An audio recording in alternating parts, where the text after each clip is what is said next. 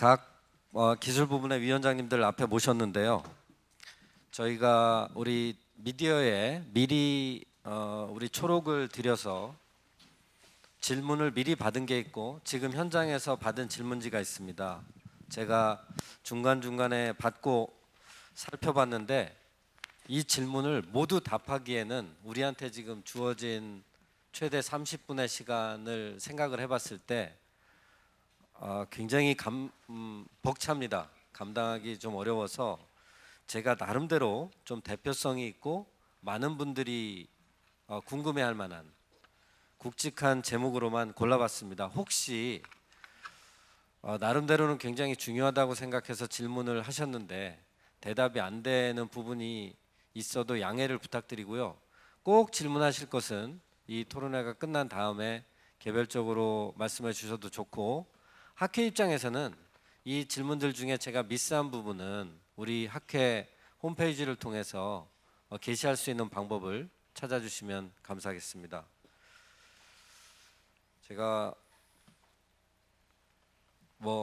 발표한 차례에 따라서 수소부터 해볼까요? 김민수 교수님. 네네. 수소 질문 많은데요.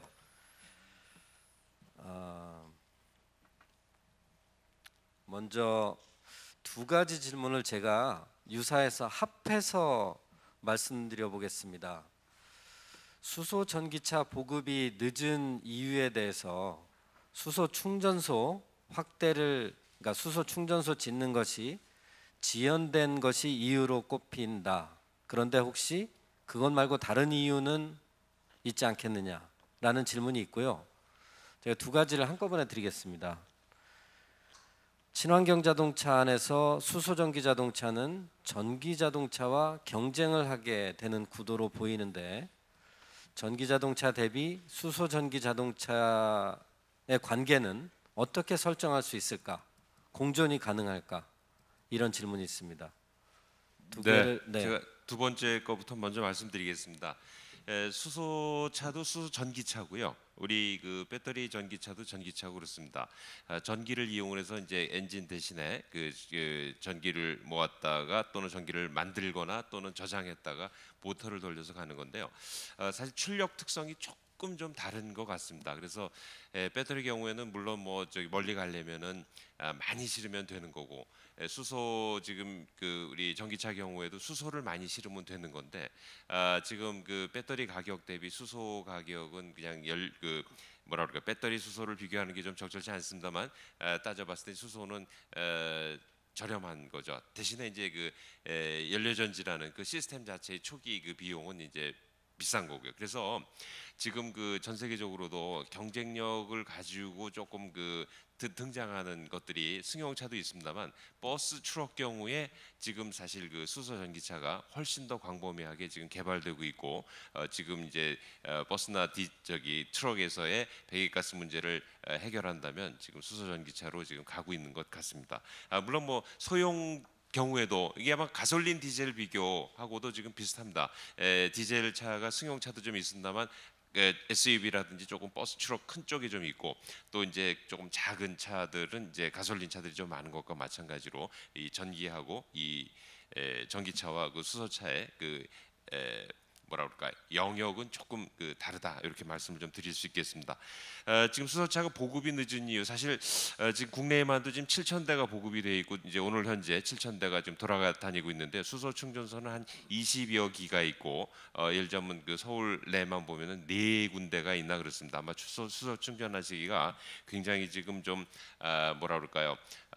좀 어려울 걸로 생각이 되는데, 사실은 이제 자동차 기술은 벌써 한 10년 전서부터 해가지고 굉장히 사실은 그 기술 개발이 돼 있고 전 세계 최고의 수준을 지금 유지하고 있는데 대비해서 충전소는 사실 자동차 그 회사나 자동차 쪽에서 지금 할 수가 없는 거거든요. 예를 들면 주유소를 자동차 회사에서 지금 세울 수가 없는 거 아니겠습니까? 그래서 그런 인프라가 사실 좀 생각보다 너무 좀 늦었다. 그래서 초기에 지금 차들도 보급이 많이 되고 있고, 지금 사시려고 대기하는 분들도 지금 수천 명 계시다고 좀 들었습니다. 그래서 이 충전소가 사실은 제일 좀 큰 걸림돌이라고 말씀드릴 수 있겠습니다. 네, 감사합니다. 그 다음에 배터리 전기 자동차도 질문이 참 많은 부분인데요. 먼저 좀 거시적으로 전기 자동차 확산에 따른 미래 주도형 전기 자동차 연관 산업 발굴이 필요하다고 발표하시는데 언급을 했는데 이것에 대해서 간단히 설명을 해주십사 하는 질문이 있었습니다. 황성우 교수님. 네, 제가 마지막에 제언으로 전기자동차 신산업 생태계 육성이 필요하다라는 말씀을 드리면서 관련된 신산업도 함께 창출이 되어야 된다라는 말씀을 드렸습니다. 일단 신산업 생태계는 제가 간단히 설명을 드렸지만 기존에 어찌됐든 우리나라가 자동차 산업이 굉장히 근간이 되는 산업 중에 하나로 현재 기존 완성차 업체하고 부품업체들을 앞으로 전기차 시대가 되더라도 또는 수소전기차, 미래차 시대가 되더라도 충분히 육성을 해야 되는 그러한 당면의 과제가 있습니다. 그래서 그 둘 간의 어떤 생태계를 이루면서 또 아마 테슬라와 같은 새로운 뉴 플레이어가 분명히 발생을 할 거기 때문에 이들 간의 상생을 이룰 수 있는 생태계 조성이 필수적이고, 이와 관련해서 전기차가 기존의 내연기관하고 달리 첫 번째는 배터리 문제가 좀 클 것 같습니다. 지금 이제 배터리 전기차가 나온 지 이제 10년이 넘어가면서 이러한 폐배터리를 어떻게 처분을 할 거냐에 대한 고민이 필요하고요. 그래서 이런 것들을 어떻게 재활용할 수 있을까라는 고민이 함께 필요하다. 그리고 전기차의 정비나 개조와 관련해서 여러 가지 새로운 산업들이 생길 거고, 또 기존의 주유소와 달리 또 충전소라는 게 생기면서 어떤 그러한 새로운 문화들이 생길 것이다. 그래서 이와 관련한 여러 가지 신산업, 그리고 아까 잠깐 언급도 해드렸지만 ICT 전력과 관련한 여러 가지 산업들, 그리고 마지막으로 자율주행차 시대가 또 이루어질 때 그와 함께 연관이 되는 어떠한 산업들을 전반적으로 함께 키워나갈 수 있는 그러한 생태계 조성이 필요하다라는 차원에서 말씀을 드렸습니다.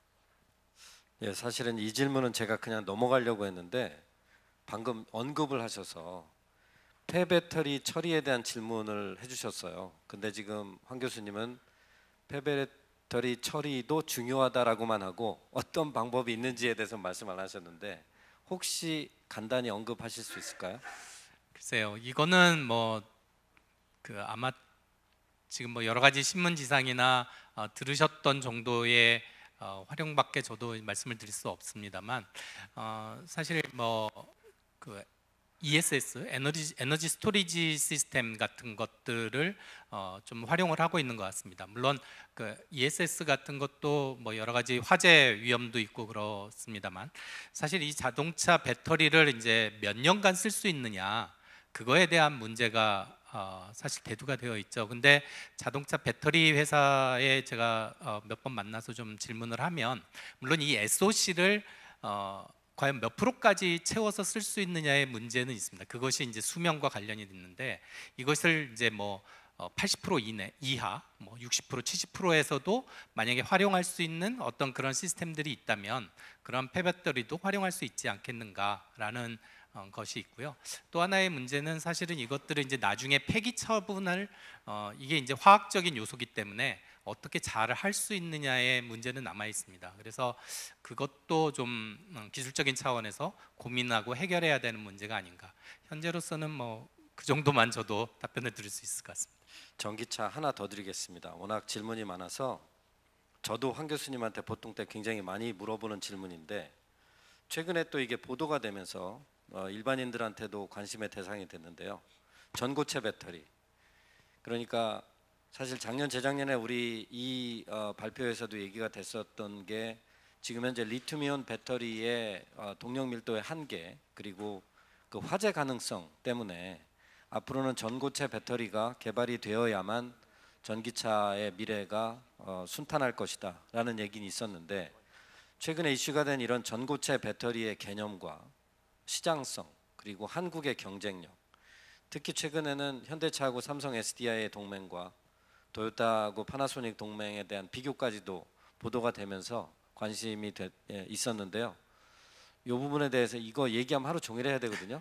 간단하게 코멘트 해주시겠습니까? 네, 사실 아직까지 기술적인 측면에 있어서 전고체 배터리가 정말로 상용화 가능한 거냐, 이 논란은 아직까지 남아 있는 것 같습니다.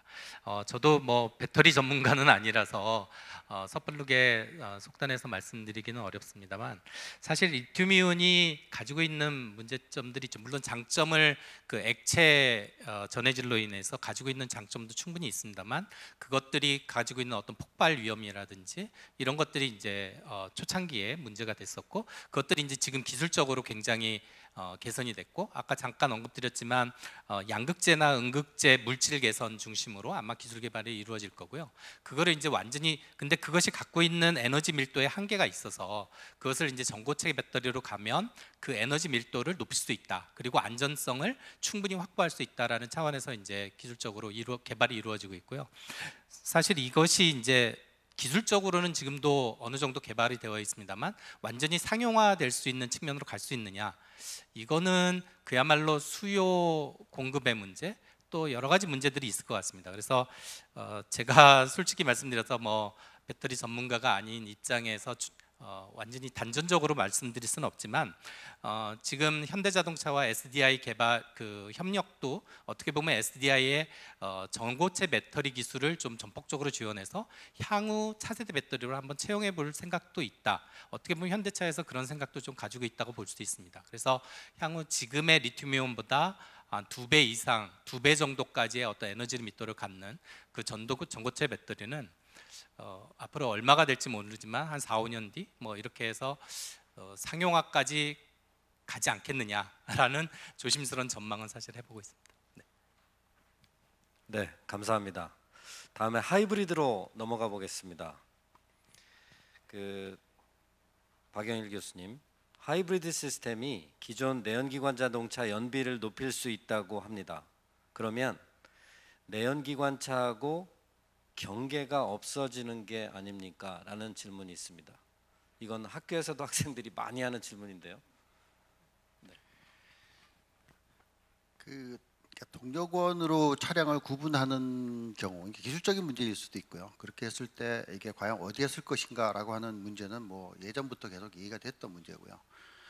앞에서 발표를 했다시피 하이브리드 시스템이라고 하는 것이 어느 대상이 내연기관뿐만 아니라 여러 가지 동력원을 가지고 있는 경우에도 적용을 해서 연비 효율을 높여줄 수 있는 자동차로 이제 우리가 사용이 될 수 있는데, 현재의 어떤 하이브리드 자동차는 결국 그러니까 내연기관 차량의 모터를 포함해서 환경성을 높여서 친환경차로 분류되는 어떤 그런 형태로 되어 있습니다. 그러니까 추후에 예를 들어서 이렇게 한번 생각해 보시죠. 만약에 지금 친환경차를 논하는데 하이브리드를 빼고 이거를 내연기관으로 보내버리면 아마 이런 논쟁조차도 없으리라고 생각이 될 거예요. 그러니까 추후에 이제 전체적으로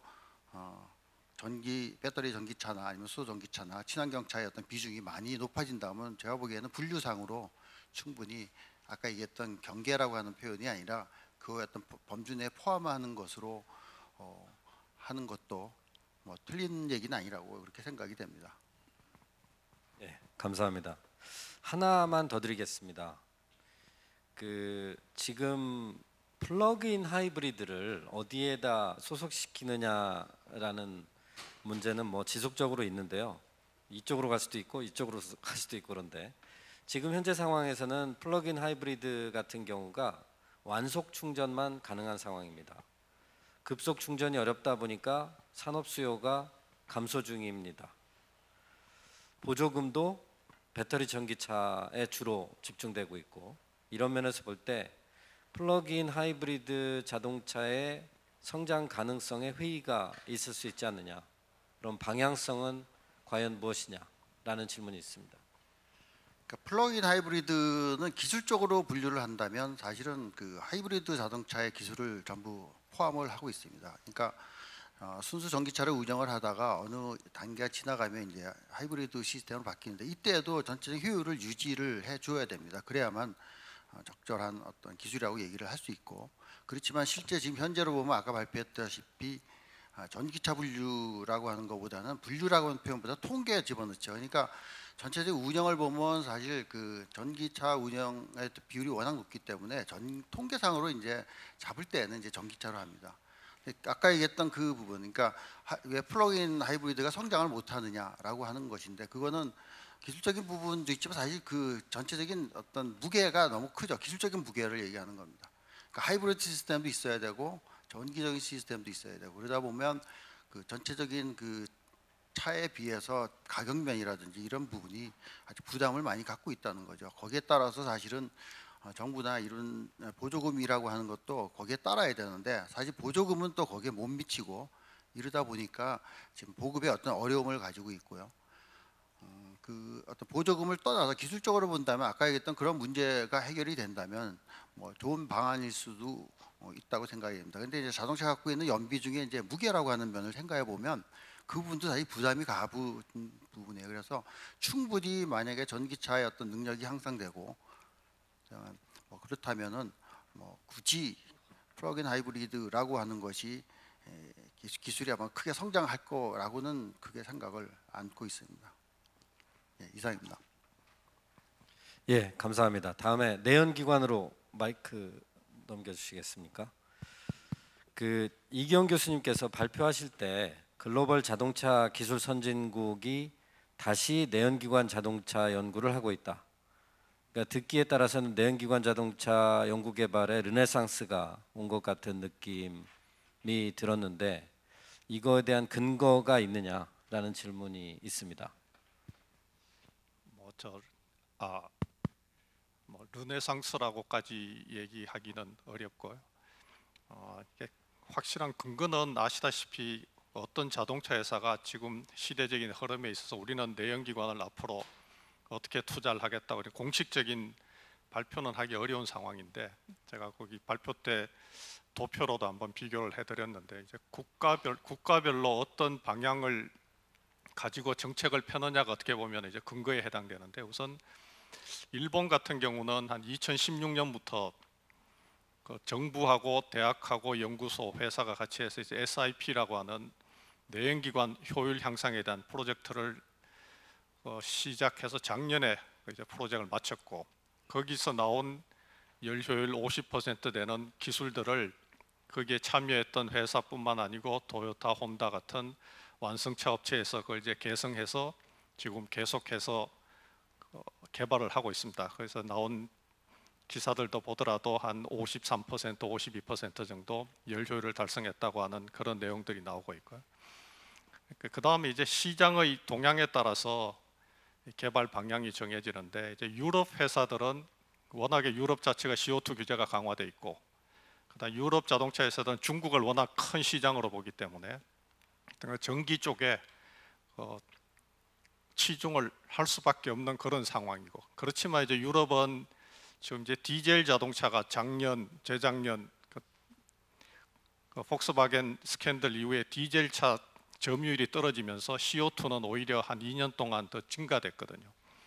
그러니까 이제 암암리에 그 벤츠 같은 경우도 낙스 배출량이 실도로 시험을 하더라도 규제치보다 한 10분의 1 정도 줄어들고 PM 배출도 거의 없는 그런 디젤 엔진 개발했다는 내용들도 나오고 있고, 그다음 이제 일본 같은 경우는 중국 시장뿐만 아니라 전 세계 시장을 베이스로 보면은 아직까지 개도국이라든지 전력 사정, 배터리 사정, 그다음에 자동차 코스트 이런 것들로 봐서 아직까지 내연기관을 수요로 하는 많은 개도국들이 있기 때문에 이제 그쪽을 대상으로 하다 보면 내연기관 쪽에 상당히 치중을 하고, 미국은 발표됐잖아요. 트럼프 정부 들어서서 연비 규제가 상당히 좀 완화되는 상황이기 때문에 올해부터 한 300억 규모로 미국 DOE에서도 내연기관 열 효율 향상에 대한 프로젝트들도 시작되고, 그래서 이런 것들을 봤을 때 내연기관이 지금까지는 모든 국가들에서 굉장히 조금 어떻게 보면은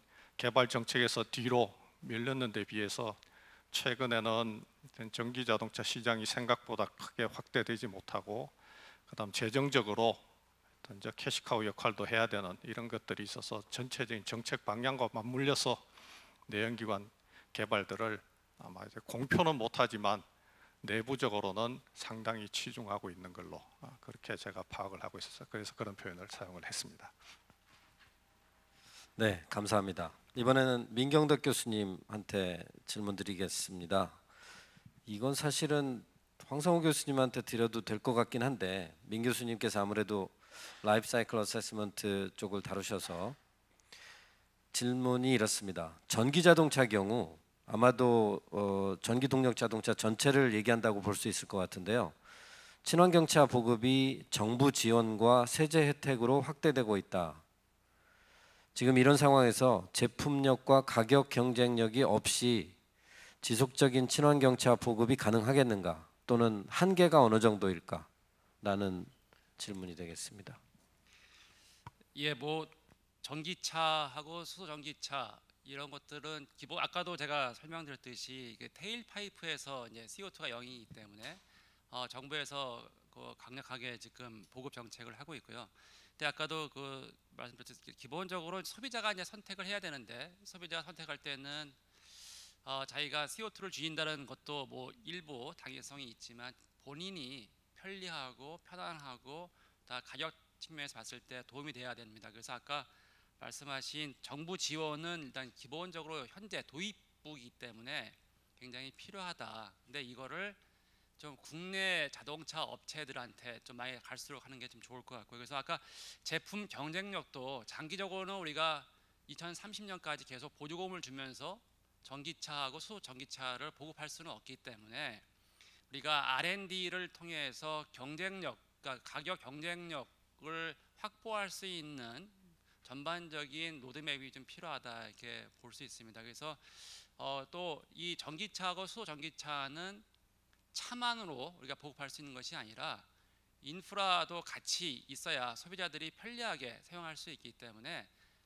정부가 장기적인 로드맵을 갖고 인프라에 대한 것도 우리가 잘 대비를 해야지만 보급할 수 있고요. 그래서 기본적으로 차뿐만 아니라 그 인프라, 다음에 전기하고 수소를 또 어떻게 깨끗하게 생산하느냐에 대한 고민. 그래서 자동차뿐만 아니라 전반적인 에너지까지 우리가 같이 우리가 전략적인 그 로드맵을 좀 세워야 되고, 그러나 자동차 업체에서는 기본적으로 보급을 확대하기 위해서는 원가 경쟁력이 굉장히 중요한 변수다 이렇게 말씀을 드릴 수 있습니다. 네, 이상입니다. 네, 감사합니다. 약속드린 시간이 거의 다 됐는데요. 저희가 그래도 위원장님들이 시간을 잘 지켜주셔서 5분에서 10분 사이에 지연이 있긴 했으나 제가 지금 저한테 들어온 질문 마지막 하나 카드를 들고 있습니다. 그래서 제가 마지막으로 마무리를 하기로 하고요. 지금 앞에 나와 계신 5분 중에 나 이 얘기는 꼭 하고 넘어가야 되겠다 하는 내용이 있으시면 마이크를 넘겨드리겠습니다. 별로 표정이 하고 싶지 않아 하는 표정인데요.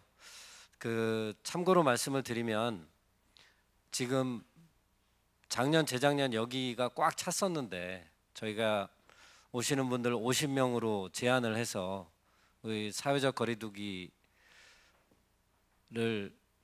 진행을 하는 이런 열악한 환경에서 기자 간담회를 갖게 됐는데요. 사실 5월 19일 날짜를 잡을 때만 해도 코로나 바이러스가 그렇게 문제가 되지 않을 때였었고, 그래서 미룰까도 생각을 했습니다. 그런데 뭐 자동차 시장의 상황이 굉장히 열악해지는 상황에 그럼에도 불구하고 우리나라 전기차는 중국 가서 보조금 못 받는데 외국 전기차는 여기 와서 보조금 받고, 그리고 시장 상황 안 좋아지고, 그리고 우리 경제대책 부분에는 환경부는 안 들어가서 안 그래도 거의 울고 싶은데 혹시 이 환경 규제 카드로 뺨을 때리지 않을까 하는 걱정도 들고 하는 여러 가지 생각을 하면서 위원장님들하고 그냥 진행을 하기로 결정을 했습니다. 오늘 마이크를 플로어로 넘겨드리지 않는 것은 우리 사회적 거리두기의 차원에서 한 건데요. 아까 말씀드린 것처럼 질문하신 내용 중에 답할 기회가 없었던 부분은 저희가 학회 홈페이지에서 게시를 하도록 하겠고요. 혹시 오신 분 중에 혼자만의 질문이거나 또는 많은 분들이 공유하고 싶은 질문이 있는 경우에 학회 홈페이지를 이용해서 올려주십시오. 그러면 그것도 우리 로드맵 연구회에서 공유를 해서 답변을 드리도록 하겠습니다. 저한테 들어온 질문은 뭐냐면요. 콕 집어서 저한테 답을 해달라고 그랬는데 코로나 사태 이후에 자동차 시장 어떻게 되겠습니까? 라는 질문입니다. 제가 그걸 알면 방석을 깔았을 텐데 제가 사실 오늘 발표 자료에 그게 없는 건 아닙니다. 지난 2달 동안 매일 나오는 기사와 그리고 굉장히 많은 시장 분석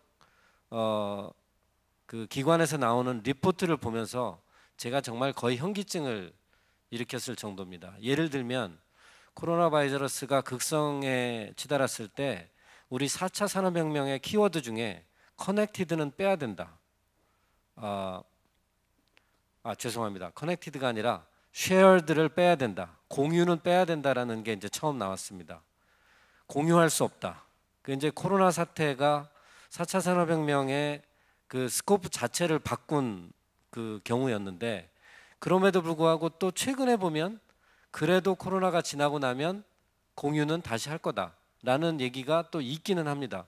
근데 분명한 건 대안들이 속속 나오고 있습니다. 대안 중에 하나가 뭐냐면 예를 들어서 자동차 같은 경우에 공유 시장은 이 코로나 사태가 지나도 코로나 사태 때 생긴 생활 습성 때문에 어려울 거다. 대신 공유 대신 자동차를 한 달에 하나씩 바꾸어서 사는 백화점식 그 개념의 세일즈, 또 세일즈 단계에서 지금처럼 그 판매대에 가서 다들 우르르 보는 게 아닌 그 언택트 소사이티의 기술이 동원된 온라인 방식의 세일즈가 가미될 것이다 라는 얘기들이 있습니다. 분명한 건 자동차 시장의 세일즈나 이 사용하는 거동 방식은 많이 달라질 거로 보이고요.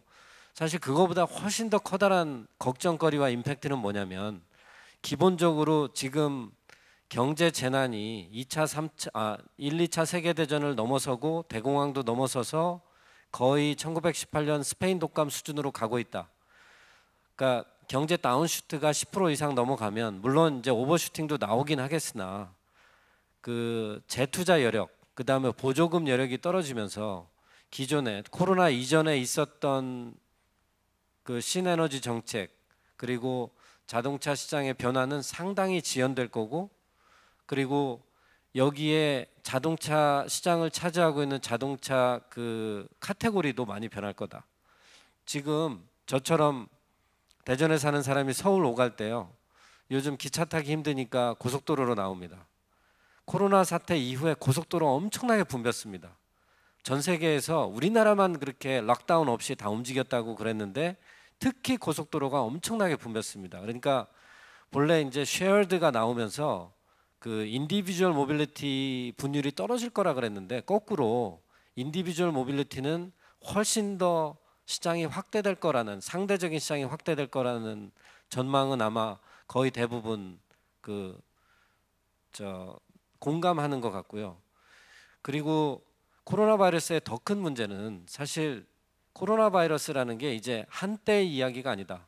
21세기에 이게 5번째인데 이렇게 가서는 3, 4년에 한 번씩 올 거고 그러면 코로나 바이러스는 3, 4년에 한 번 오더라도 그때 어떤 비즈니스 모델이 이제 파산하게 된다면 코로나 바이러스가 끝나도 그 비즈니스 모델은 다시 시작할 수 없는 모델이 될 거기 때문에 그래서 공유 차량이 어렵다라는 얘기들을 합니다. 물론 반론도 굉장히 많은데 그래서 코로나 바이러스가 지나간 다음에 아까 제가 발표할 때 말씀드렸던 것처럼 공급망 붕괴에 따른 자동차 회사들의 재편 그리고 그거에 따른 세일스 양태 변화 같은 것들이 아마 제일 커다란 변화일 것 같고요. 동력원의 기본적인 흐름에는 비율상으로 볼 때 크게 없지 않을까라는 생각이 듭니다. 전들 알겠습니까? 저 이상으로 마치고요. 이제 시간이 12시 땡 했기 때문에 더 이상 얘기하면 여러분들한테 큰 폐가 될 것 같습니다. 이상으로 오늘 그 자동차 기술 및 정책 로드맵 3단계 결과 발표와 토론을 마치고요. 오늘 이 자리에 와주신 분들한테 감사드리고 지금까지 그 유튜브를 시청하고 계신 분들한테 또한 감사드립니다. 의견은 계속 자동차공학회에서 받도록 하고요. 오늘 긴 시간 동안 좋은 발표해 주신 여기 5분 위원장님들한테 감사드립니다. 감사합니다.